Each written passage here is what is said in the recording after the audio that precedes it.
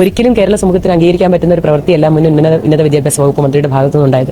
കുഞ്ഞുങ്ങളെ മാനസികമായി ടോർച്ചർ ചെയ്യുന്ന ഒരു വാക്കോ പ്രവൃത്തിയോ ആംഗ്യമോ പോലും ഉണ്ടാകാൻ പാടില്ല. ഒരുപക്ഷെ കുഞ്ഞ് അക്ഷരം തെറ്റിച്ചിട്ടുണ്ട് എങ്കിൽ പോലും അത് അധ്യാപകരോട് പറയുകയോ അല്ലെങ്കിൽ സ്വകാര്യമായിട്ട് കുഞ്ഞിനെ വിളിച്ച് പറഞ്ഞ് മനസ്സിലാക്കുകയോ ചെയ്താൽ മനസ്സിലാവും.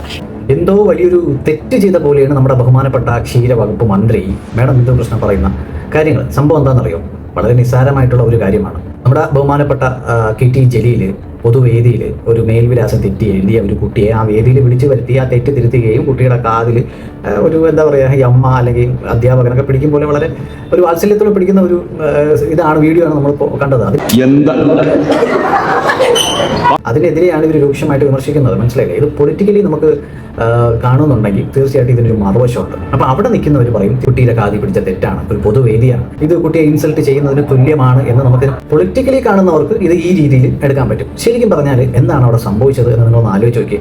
അതായത് ഒരു അധ്യാപകനും ഒരു വിദ്യാർത്ഥിയും തമ്മിൽ എന്താ പറയുക സ്കൂളിലൊക്കെ നടക്കും പോലെ വളരെ രസകരമായിട്ട് എന്താ പറയുക നടന്ന ഒരു കമ്മ്യൂണിക്കേഷൻ, അത് കാതിലിങ്ങ് പിടിച്ചു, തെറ്റ് തിരുത്തി കൊടുത്ത് കാതിലിങ്ങ് പിടിച്ചു. എന്താ വലിയ സംഭവമാണ്. ഹിന്ദിക്ക് എത്ര % വെച്ചിട്ട് അപ്പോൾ ഹിന്ദിയിൽ കുറച്ച് എഴുതാൻ അറിയാൻ വെച്ചപ്പോൾ അവിടെ നിർത്തിച്ചു. അപ്പോൾ അതിൽ ചെറിയ തെറ്റ് വന്നു. അപ്പോൾ അങ്ങനെ സ്കൂളത്തെ സാർമാർ പറഞ്ഞു തരുമ്പോൾ അത് ശരിയാക്കി തന്നു. അത്രയുള്ള അതിൽ വേറെ പ്രശ്നങ്ങളൊന്നുമില്ല. കാരണം ഇത് കാണുന്നവന്റെ കാഴ്ചപ്പാടിന്റെ ഒരു പ്രശ്നമാണ്. മനസ്സിലായില്ലേ?